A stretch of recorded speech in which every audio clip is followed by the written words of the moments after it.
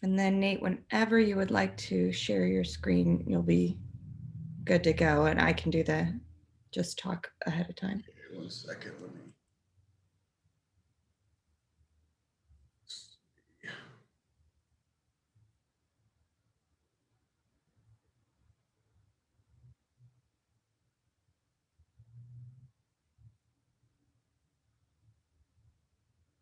Welcome everyone. We will start here in just a minute or so if you're joining us.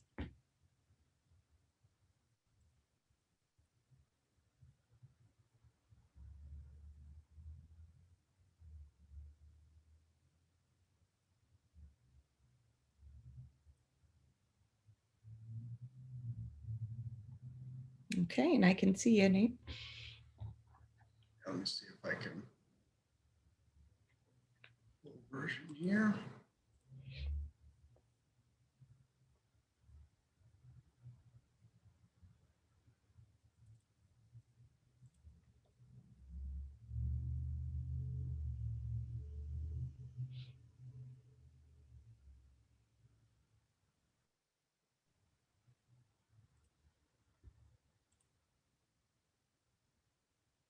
Mandy, are you seeing the full slideshow or the PowerPoint file?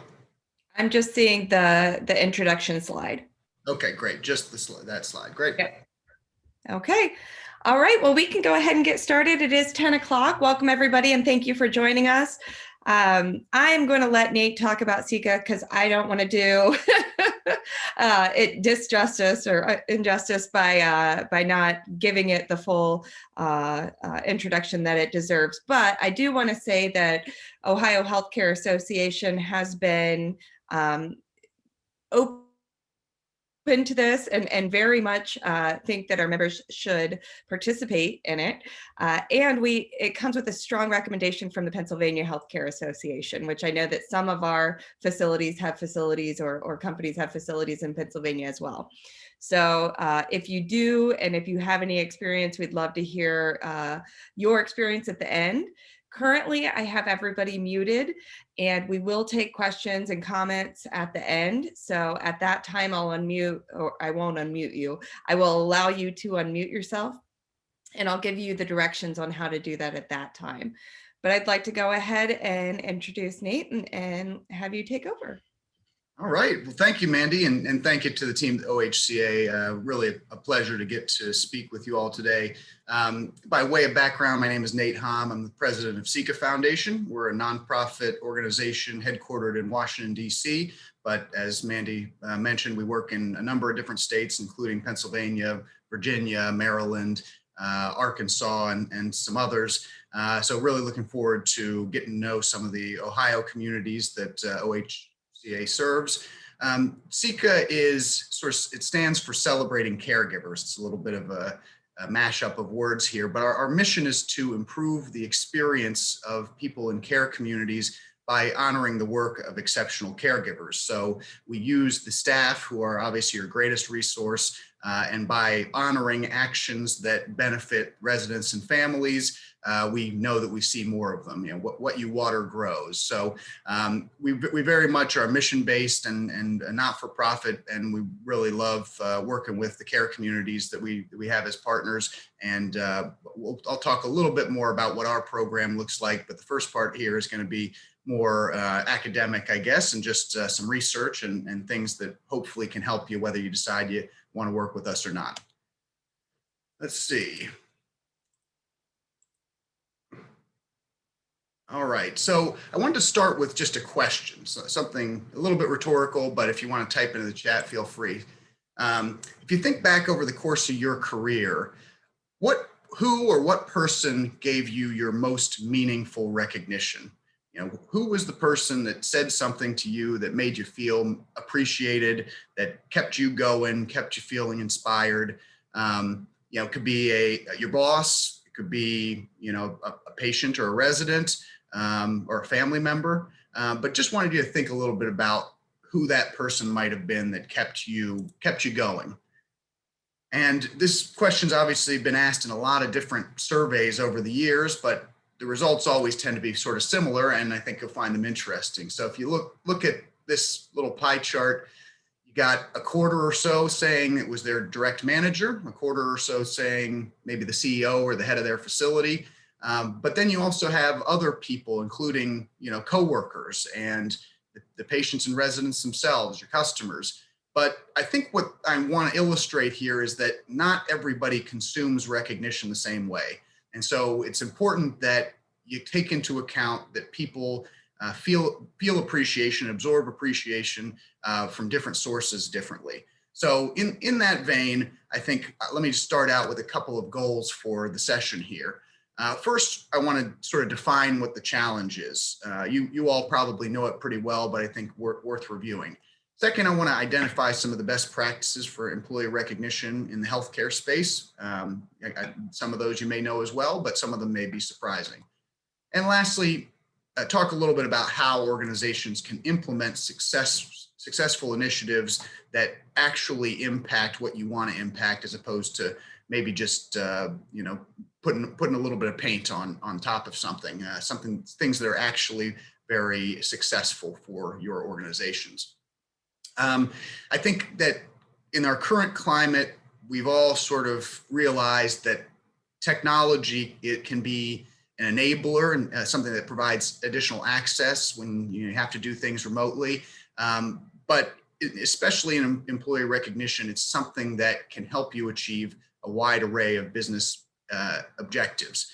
So that's sort of where I want to start here too, and with regards to framing this as something that during a pandemic is a real opportunity for you to be able to create something, start something that can be lasting and have the impact that you want.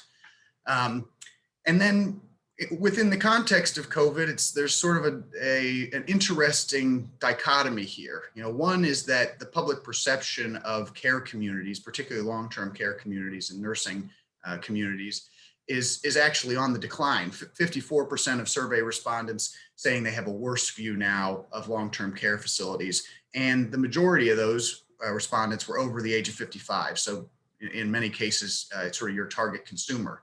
However, the public's view of caregivers themselves, your employees, has actually improved, with more than half of people giving the highest marks, very favorably looking upon your staff members. So it's sort of a weird catch-22 here. They love the work that your staff members do, but they are concerned about the service that you're providing as an organization. So, maybe there are ways to utilize the favorable views of your staff members to help sort of craft an image of the organizations themselves. So that's another little contextual thing that I think employee recognition provides an opportunity for.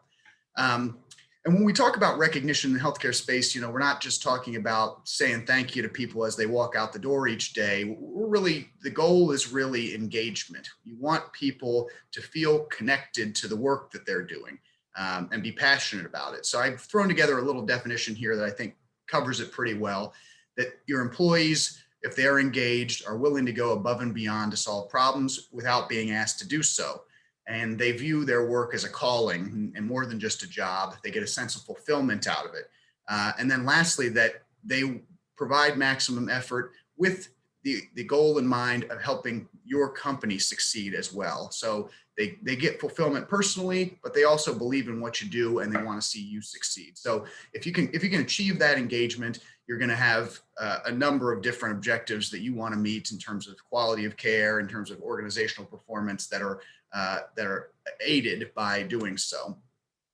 Another little interesting tidbit. So this is actually from a consulting group that did some surveys of both staff members and residents in care communities. And they found that engagement is symbiotic. So if you're able to engage staff members, they help to keep your residents engaged. And if you have residents who are actively participating in things like resident councils, family councils, they help keep your staff engaged because they provide feedback and the staff appreciates and understands what's meaningful for them. So again, this is another key component of why recognition feeding into engagement helps you do what you do better.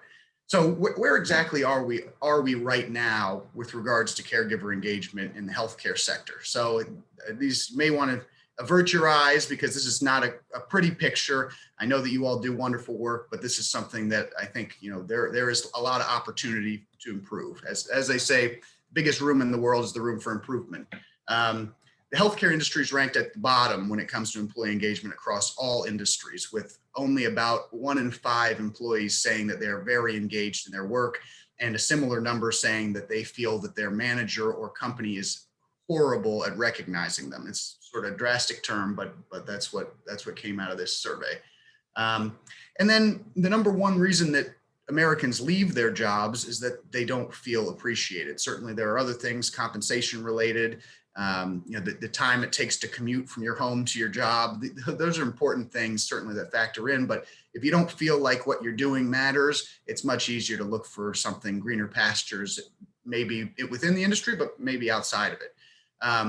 And among nurses, there's a 70% burnout rate, which is startling, I know, but 70% of nurses saying that they feel burned out, and 44% of nurses overall saying that they're worried that the quality of care will suffer that they provide. And when people are burnt out and they decide they want to leave or pursue something different, organizations suffer through turnover costs, which are about 25 billion annually, and turnover rates growing over the past decade. And I think they may have gotten slightly better here over the last couple of years with sort of a tightening labor market, but still very high, as I'm sure you've experienced. And so where would we like to be? Sort of the ideal state here is that opportunities within the field, recognition, and your organization's reputation drive engagement for your staff members. By driving engagement, people feel connected to the work, and you save money as an organization by reducing turnover costs. Leading Age did a study that suggested every position that turns over, every person that leaves, you can expect to spend about 25% of their annual salary rehiring, retraining, getting people up to speed. So there's a huge fiscal opportunity here in trying to keep people connected with their work.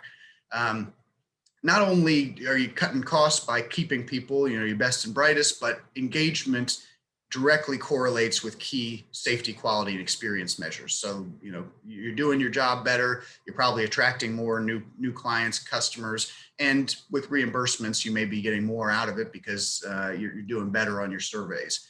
But this is also something you need to invest in. It's not as easy again as just saying thank you every now and then. If you invest 1% of payroll into recognition, 85% of companies see a positive impact on engagement, which is, again, the ultimate goal.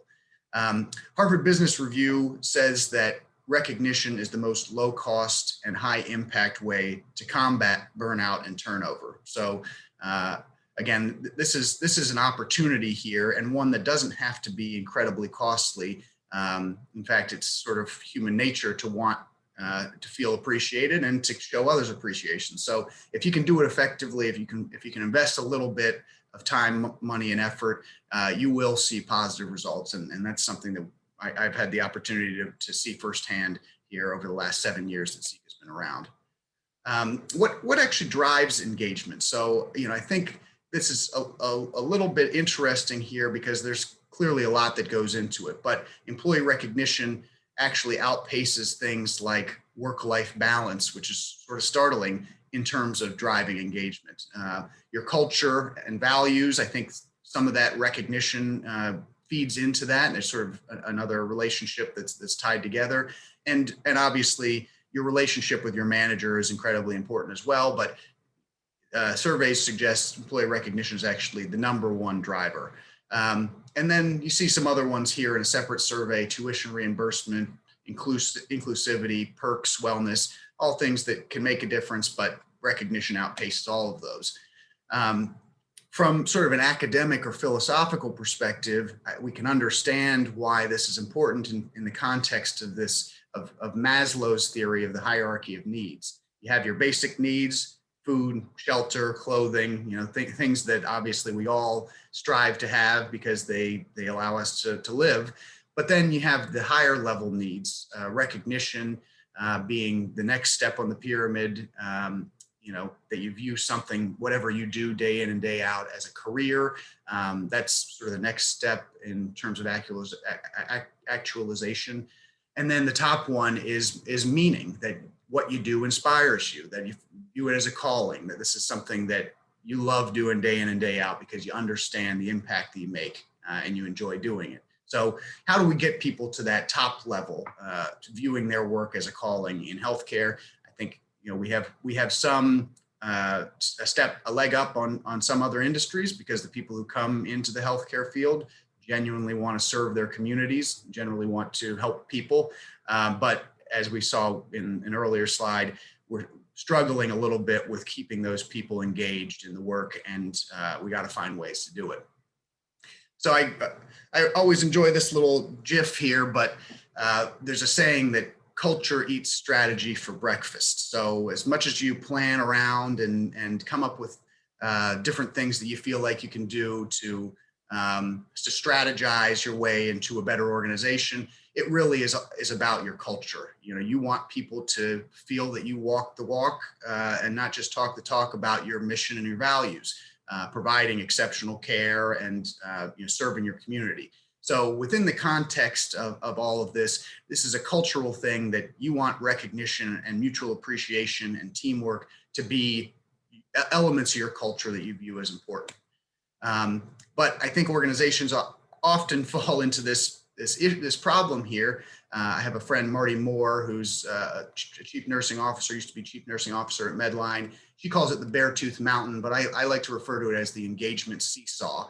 You start an initiative, it goes really well, you have a lot of enthusiasm about it, and then, okay, there's another thing we need to turn our attention to, and you just sort of lose track of it. So you make progress, but then you fall off the seesaw, you fall down to the other side, and you got to start all over again. So if you can make consistent progress, that's going to be a lot better than sort of the ups and downs of just, we're paying attention to it and we're not paying attention to it. So you want that sort of accountability within the organization to do things that really make a difference.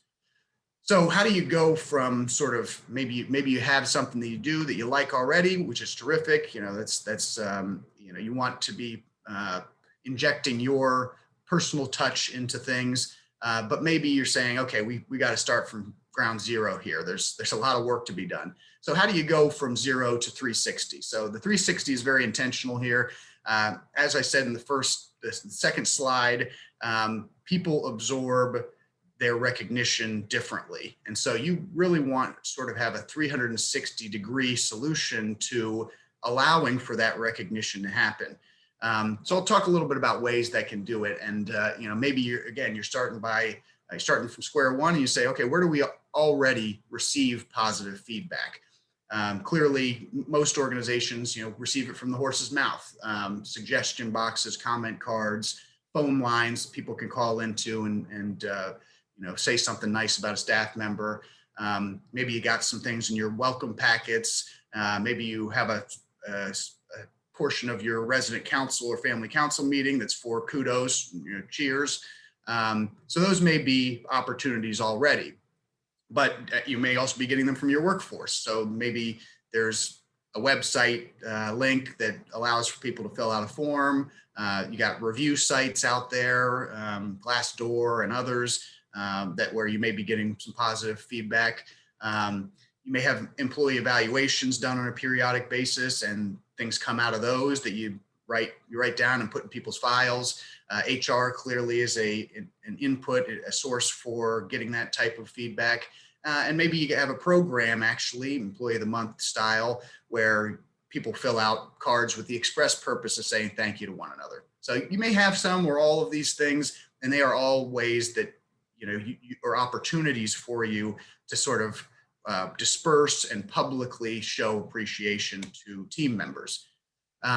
When it comes to best practices, there are things that recognition should and should not be. So I'm going to focus on what they should be. I'm a positive guy here. They should be focused and crafted around your mission and values, sort of customized to who you view yourself and what you're proud of as an organization. They should be supported by and include participation from your leadership team members. Leadership means being out in front and talking about the things that are special in your community. So you need the leadership team to be involved, and I think you'll probably understand exactly why. They need to be timely. If somebody tells you 6 months down the road, oh yeah, you did this really wonderful thing, well, you've missed 6 months of opportunities to sort of water that and cultivate that behavior. So you want it to be a timely act of feedback. You want it to be public and visible instead of impacting just one person by saying, hey, I really loved seeing you spend extra time with Mrs. Green. If you can say that in a public forum, then everybody will understand the behavior and the benefit of the behavior, and you get a much more impactful and visible benefit here. Easily accessible to all stakeholders. As I mentioned, family members, residents themselves, managers, leadership team members, and staff members. You want to have everybody an easy avenue to provide it. You want it to be for all different roles, regardless of disability. We see very often that one of the most popular people in communities is often the receptionist. That's because people come in, they see them immediately, they're smiling, they're trying to help you, direct you to the right place. But there are so many people who are behind closed doors, and maybe people don't see their contributions as frequently. So making sure that it's for every role, and understanding that the machine that you are running requires every little cog, and each one of them is important. This next one is, I think, maybe the most essential of all. They need to be personal and not cookie cutter. If you send out cards to every staff member that says, thank you for all the work that you do, they may say, well, what work is that? What am I doing? Do you know my last name? These things need to touch people in a way that they understand that they are truly appreciated. Maya Angelou said that people remember how you make them feel. And so if you can make it personal and talk about specific things that happened, you're obviously going to touch a person in a way that influences their behavior and influences positively. It needs to be appealing to all different demographics in your workforce. I think there's a lot of interesting research about how different generations operate in terms of their work life. The newest generation, and I don't know that I qualify as a millennial, but they consume appreciation differently, and they operate a little bit differently. So you want to make sure that every demographic is positively consuming this effort that you're making to show appreciation. And I think that recognition also should be rewarded in and of itself. The idea of thanking the thankers, if you emphasize that you need people to tell you about all the wonderful things that are happening, because you can only be in one place at a time, you thank them and you'll see more of it. It's just, again, human nature. Sometimes it feels good to get pat on the back, but it feels good to do the patting as well. So that's something that I think can be a best practice for everyone. Some of you may be familiar with this concept of the 5 love languages, and they've actually tried to apply it as well to the languages of appreciation in the workforce. And what they found is actually pretty similar. So you've got these 5 different love languages that have been applied over: words of affirmation, saying thank you to somebody; acts of service, doing something for somebody to help them out; gift giving, a little gift card or something like that; quality time, spending with your manager, with a leadership team member, and having a frank talk discussion. And then obviously you got the last one, physical touch. That one does not apply, and I would caution people to use that one too liberally. But again, there are opportunities for a pat on the back, even a hug, that I think are appreciated. But when they show the surveys of what people believe that they like most, words of affirmation is the top one, with almost half of people saying, just tell me you appreciate me and tell me specifically why, and that's good enough for me. But then you have acts of service, again, maybe a team member stepping in and pitching in when they didn't need to, or wasn't their job role or responsibility. And clearly that's appreciated. Quality time, about the same, the opportunity to spend and have a personal discussion with somebody, particularly a leadership team member, very appreciated. And it might surprise folks that that gift giving is actually so low, with only about 1 in 20 people saying it's their top one. It clearly is an important one for pretty much everybody. Everybody likes getting gifts, monetary gifts or otherwise, but the gift giving is really not what people are craving so much as the feeling that they are making a difference. So keep all of that in mind, and just understanding that people are consuming this stuff differently. How can technology make this easier for you? I think, we all know how busy folks are on a day-to-day basis, and the last thing they want is more time-intensive processes or programs that are difficult for people to keep up with. That's why these initiatives don't often last more than a couple of years, is because, hey, they just, it requires a lot of mind share, and I just have a lot of other stuff to do. So the benefits of this are that technology can sort of provide centralization, an easy sort of clearinghouse for recognition. It can provide automation. A lot of the processes that you might have had to do by hand, copying things and printing them out for different stakeholders, it can make that a lot easier. It can increase visibility. You can show these elements of recognition, show the acts that you're honoring in a public fashion. It can be remote and sterile.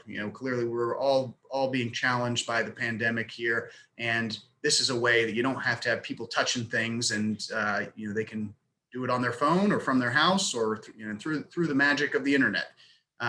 And lastly, that it becomes more measurable. It's very easy to track your progress, and that's something that's really key here with any initiative. I'll talk a little bit more about that later. The pitfalls, of course, are that you have a lot of technology that you use in the healthcare field, and you got to train people on how to use it. If it's complex and another system that people feel like they need to know, they probably won't embrace it so readily. There's upkeep and maintenance. If you're using some sort of website, you got to make sure that it's live and that it's up and that people can access it. And there's a cost associated with that as well.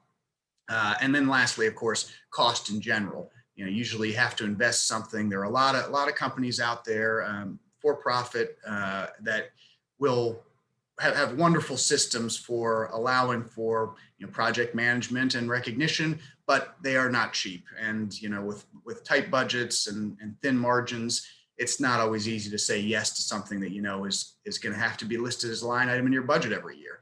So again, there are a lot of benefits to this, but there are things that I think make people wary, and I'd love to sort of find ways to break down those barriers. So in utilizing these technologies, sort of you have to do a planning stage, a preparation stage. What am I trying to achieve here? How do I want to do it? Once you make all those big decisions, you got to implement it. You got to roll it out and get people trained.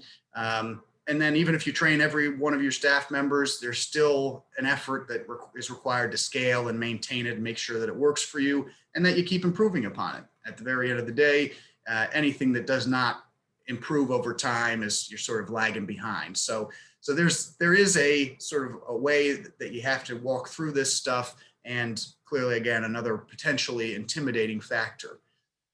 So if you are going to use technology, what varying degrees of it do you have to do?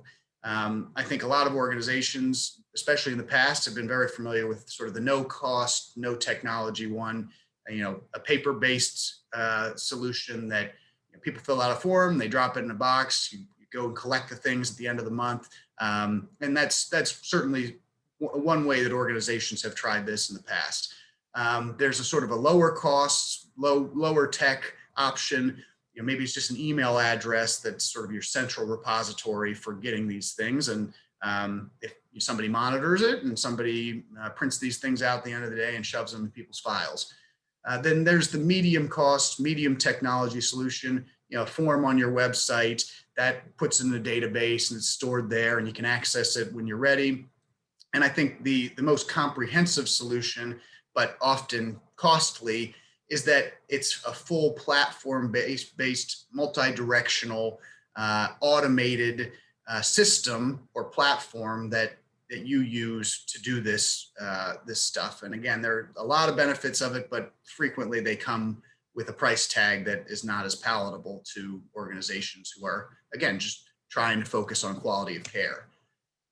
So, but the importance of the technology is actually pretty evident. So a bunch of surveys done in this space, when you're using social recognition, technology that enables you to spread the positive reviews that you get from your staff and others, you see huge gains in productivity, retention, manager engagement, and employee engagement. So this is something that, if you're willing to invest in it, and I believe organizations should, because it's such high impact and low cost in context, you're going to get a lot more if you're doing it in a social manner.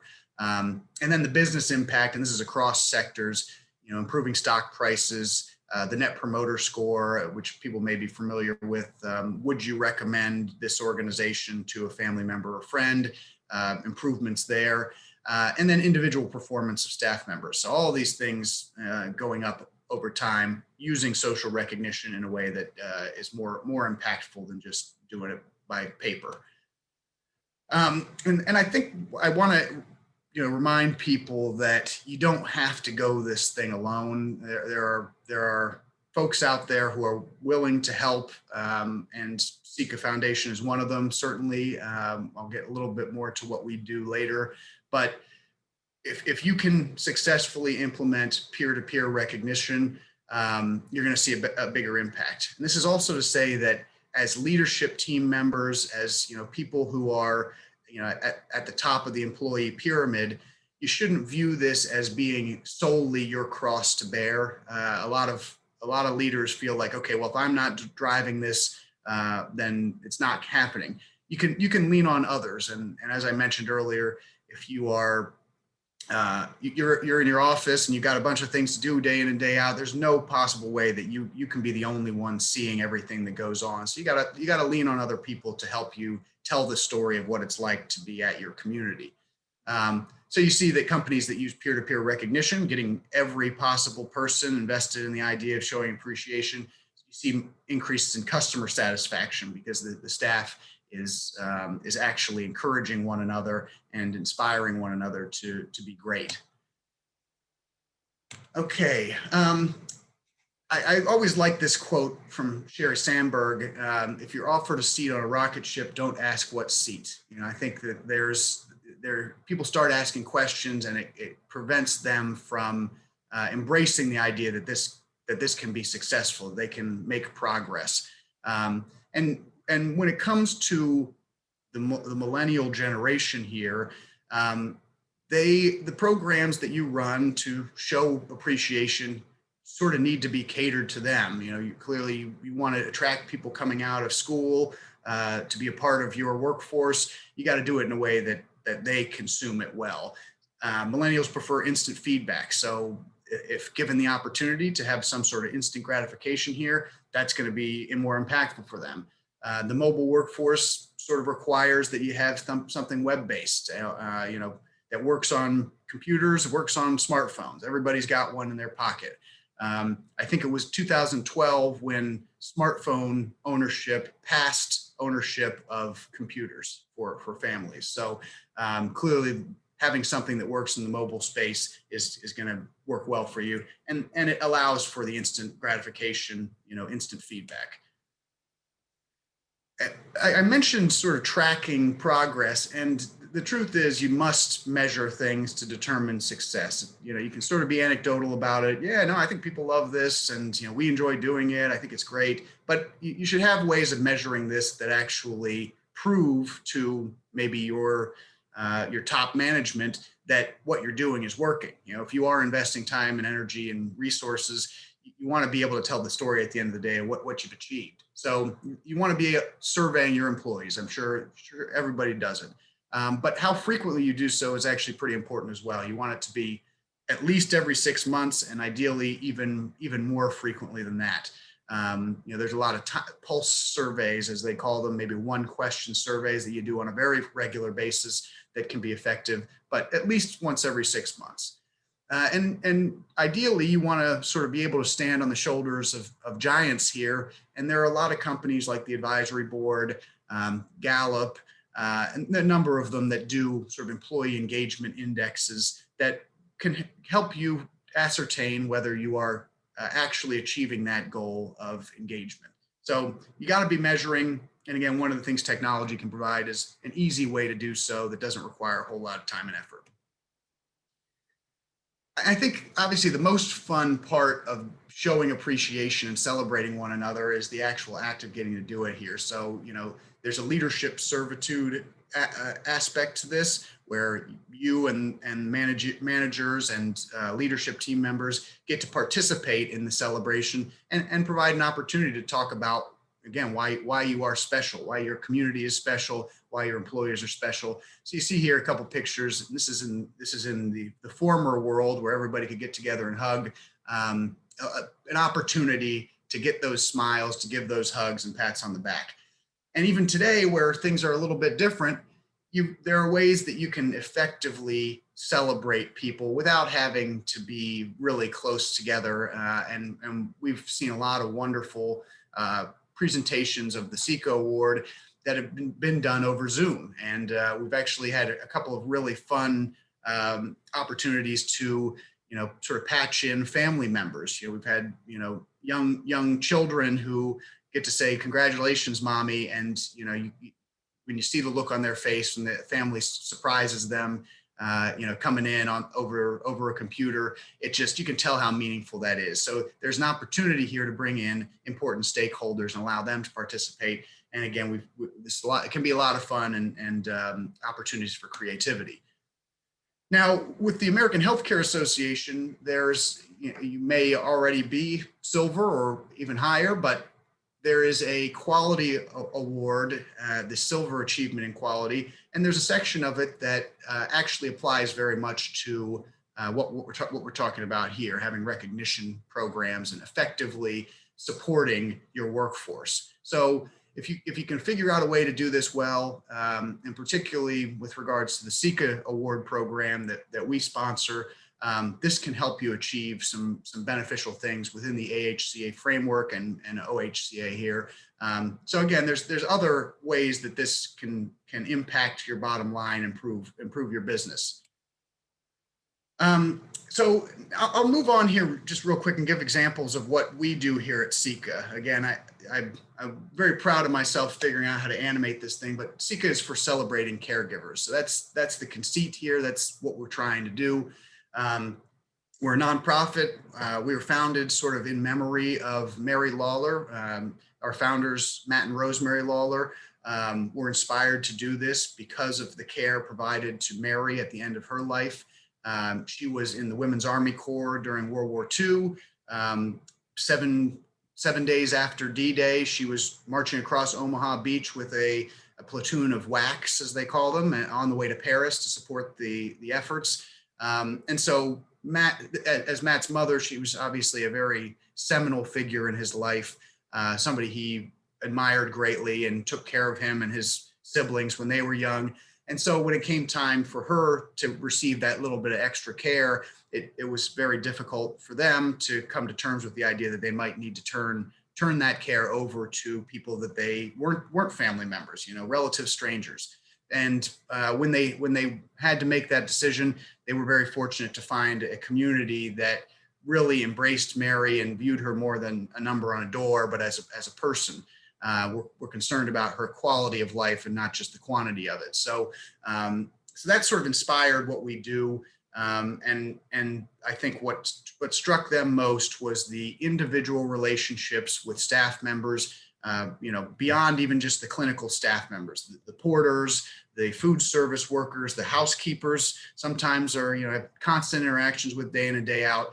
All of those people were more than just people serving her. They were her companions towards the end of her life. And so the thought was that everybody is a caregiver. Every person beyond being a nurse has an opportunity day in and day out to show that somebody matters and to make them feel better about themselves. So we really try to focus our program on honoring high touch acts of care, things that improve the quality of life or the experience of people who come to these care communities.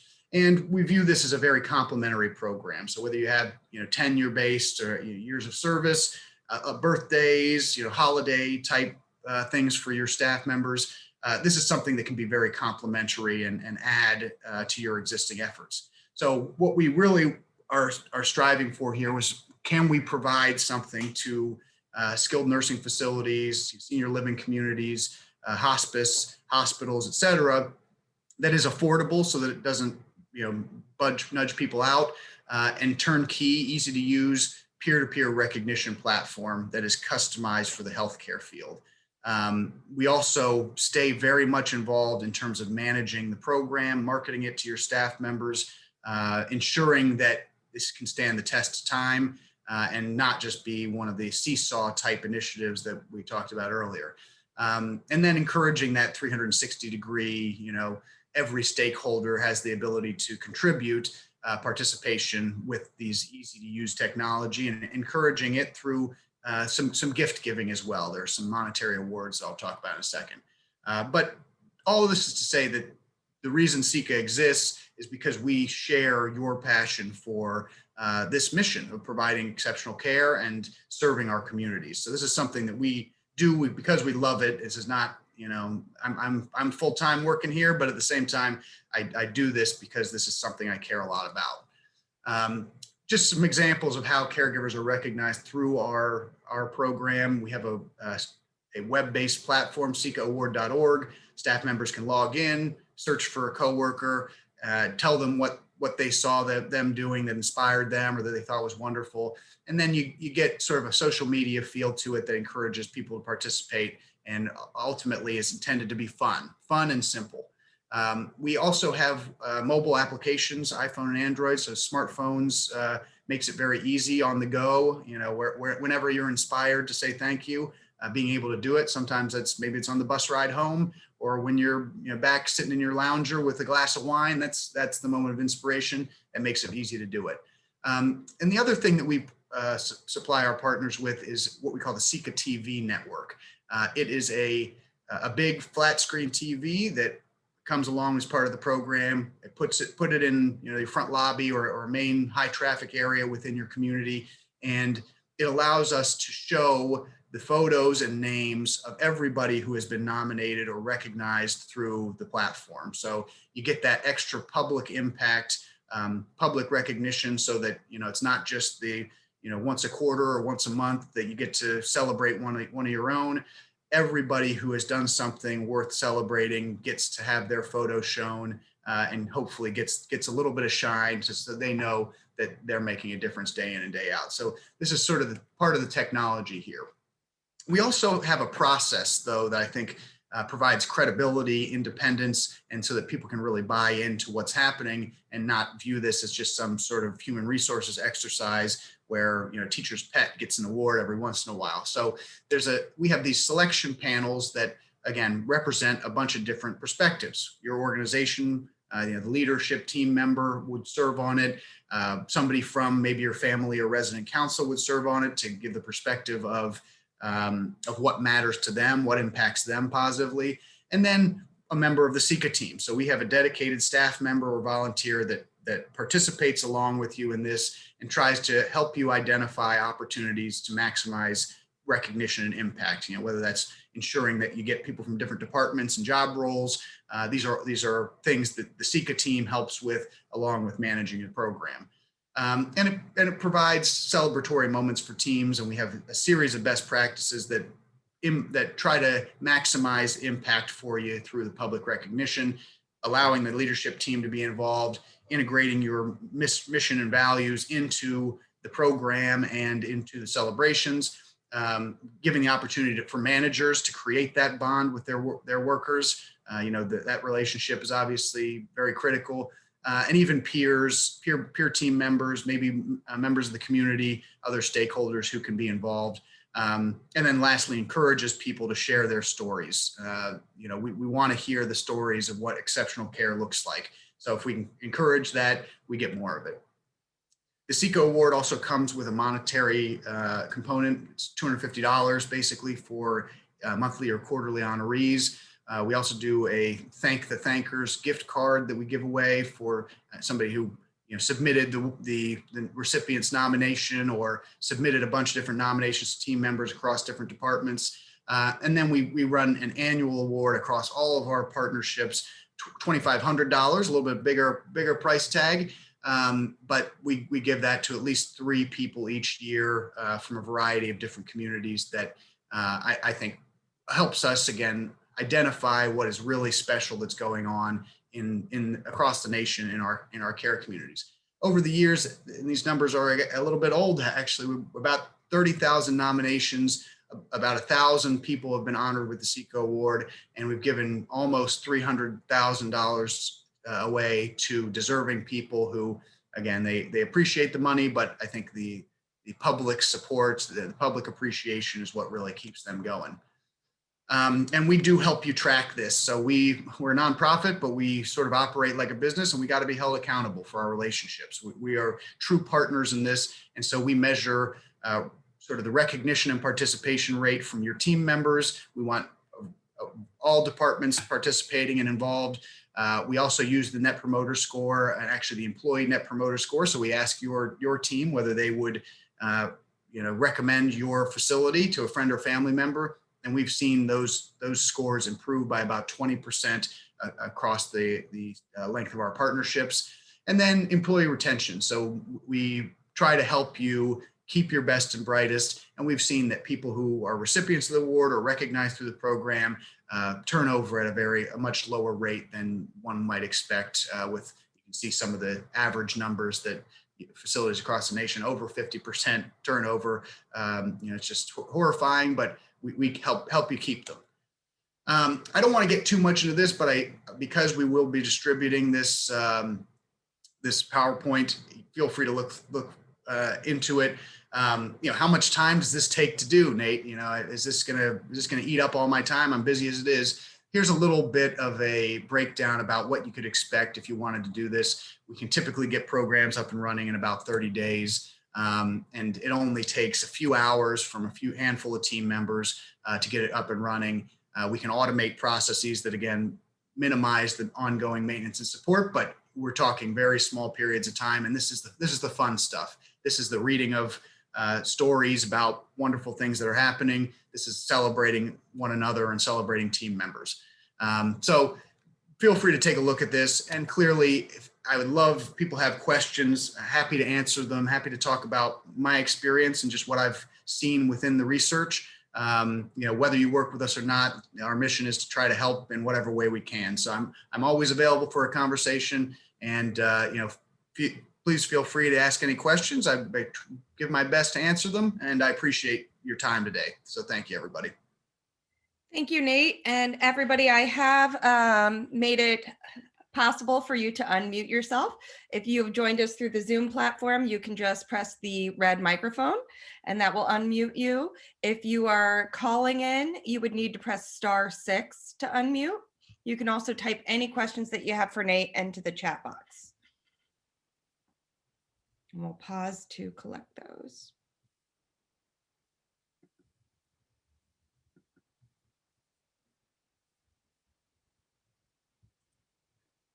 I have a question. Go ahead. Sure. So when you say that that people absorb recognition differently, and we talked about the millennials, how do the millennials want to be appreciated? Yeah, so I think one of the things is that it's timely. Again, you don't want to let too much time pass between what you're witnessing and letting that person know.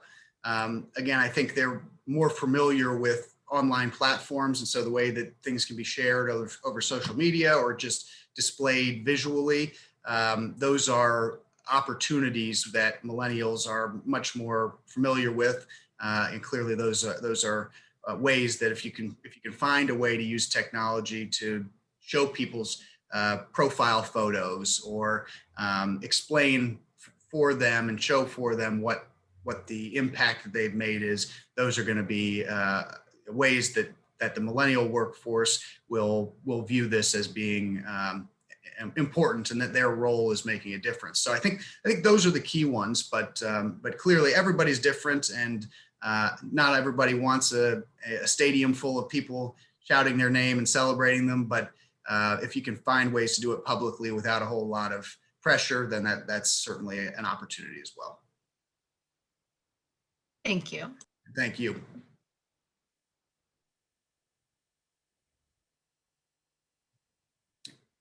All right. Oh, we got a chat. We are implementing a shout out board here at our facility for employees to recognize other employees. Just wanted to share that. Wonderful. Yes. Yeah. I think that's a great opportunity to do things in a public way. They walk by and it's a reminder that they're making a difference every day. So wonderful. Any other questions? We'll pause for another few seconds to see if anybody wants to unmute. Again, press the microphone to unmute or press *6 if you are calling in. Can you hear me? Yes, we can hear you. Okay, I was wondering, can I get information to get a hold of Nate, like an email or phone number if I have follow-up questions? I wasn't able to get them. Yes. Yes. So my email address is N as in Nathan, HAMME@cecafoundation.org. But we'll make sure that this presentation gets out to everybody, and all my contact info, including my direct line to my office here, is on that last slide. We'll be sharing. We'll be I wasn't sharing able. the link.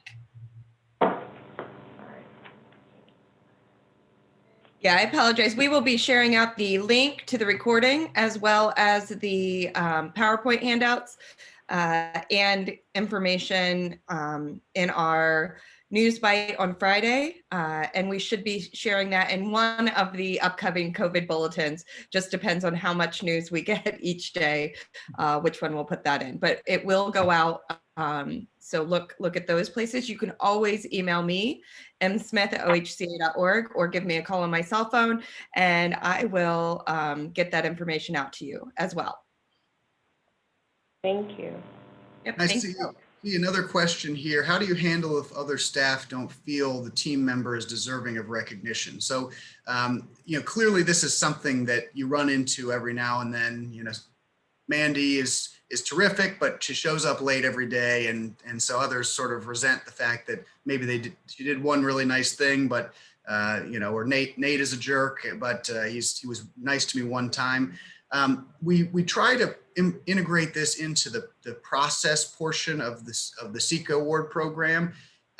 Again, good people can make mistakes, and you want to have a pulse on your team and understand whether the person's going to be supported. That's the goal, that when you announce the name, people are clapping their hands and not rolling their eyes. So what we typically do is everybody reads through the nominations. Clearly, the leadership team member who serves on the panel will have some context and perspective, but then at the conclusion of every panel, we select the honoree and a backup.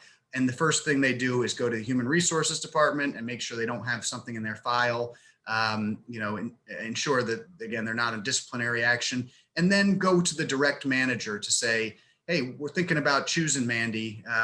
Would you be supportive of that? Do you want to see if some of her team members would be supportive of that? And typically that's a good way to sort of sanity check those decisions, especially because it's coming from a bunch of different perspectives here with regard to Ceca, who doesn't know the community as well, and the family members and residents who may also have a different perspective here. So that I think is a great question, but it can be mitigated if you're asking the right people and getting buy-in from the right people. Getting higher ups on board, another really good question. I think, part of the early part of this presentation was really about how recognition impacts engagement and how engagement impacts care and the bottom line for organizations. I think feel free to use some of this data, some of the survey results that I have in here. Again, I think it may be easier to convince them than one might think, but if you can spell out that, look, our greatest resource is the staff here. We got to find ways to make sure they feel appreciated. We got to find ways to inspire them on a daily basis. And here are the statistics and what we can expect to see if we do it effectively, which is lower turnover, lower costs, hiring, retraining, improved quality of care, potentially higher reimbursement rates. These are all bottom line things that I think will, the leadership team and those focused on those sorts of questions will really resonate with. So that'd be my recommendation. And frankly, if you want to call me in, tag me in, I'm happy to have those conversations as well with somebody who you think might be the key decision maker. Let's see, next question. Can you send me the link for the PowerPoint? We will get that to you, Kathy Ann. Definitely, Amanda will help me do it. Thank you so much. Okay, any final live questions or through the chat?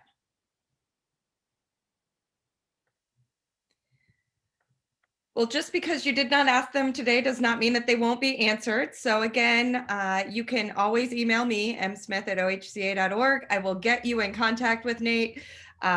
If after this, we will get the recording out and the PowerPoint slides to everybody through the News Bite and through the COVID update bulletin.